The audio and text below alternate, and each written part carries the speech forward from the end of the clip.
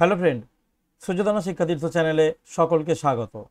আজকের ক্লাসে আমরা আলোচনা করব philosophy general 6th same DSC B1 বা BA পেপার নিয়ে, যার নাম applied ethics and philosophy of religion. এর 2023 সালের প্রশ্নের MCQগুলোর সমাধান আজকে আমরা করে নেব। তো চলো ভিডিওটা শুরু করা যাক।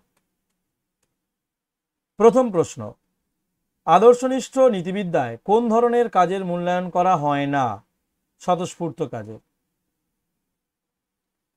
ঈশ্বর হলো সেই সত্তা যার অপেক্ষা বৃহত্তর সত্তা অচিন্তনীয়, মতটি Saint অ্যানসলেমের।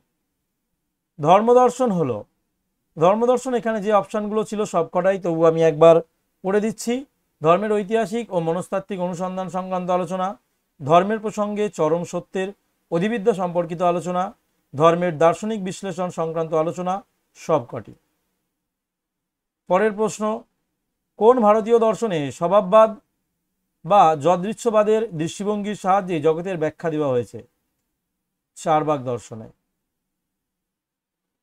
The elementary forms of religious life গ্রন্থটি কার লেখা? গ্রন্থটি এলিম দুরখেইমের লেখা। ব্যবহারিক নীতিবিদ্যা হলো নৈতিক তত্ত্বের আলোচনা করে, এটি নৈতিক তত্ত্বের আলোচনা করে। গভীর বাস্তুবিদ্যা যে আদর্শের উপর প্রতিষ্ঠিত?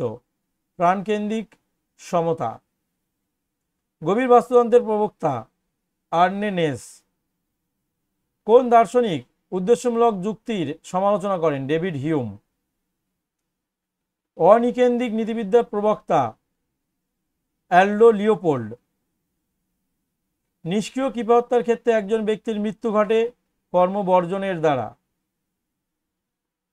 পরকেন্দ্রিক আত্মহত্যার ক্ষেত্রে ব্যক্তি মনে করে তার ইচ্ছা অনিচ্ছার কোনো মূল্য নেই।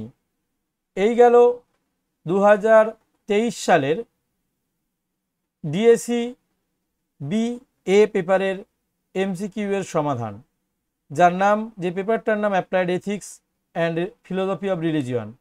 তো ভিডিওটা যদি ভালো লেগে থাকে অবশ্যই বন্ধুদের সাথে শেয়ার করবে, আর ভিডিওটা শেষ পর্যন্ত দেখার জন্য সকলকে অসংখ্য ধন্যবাদ।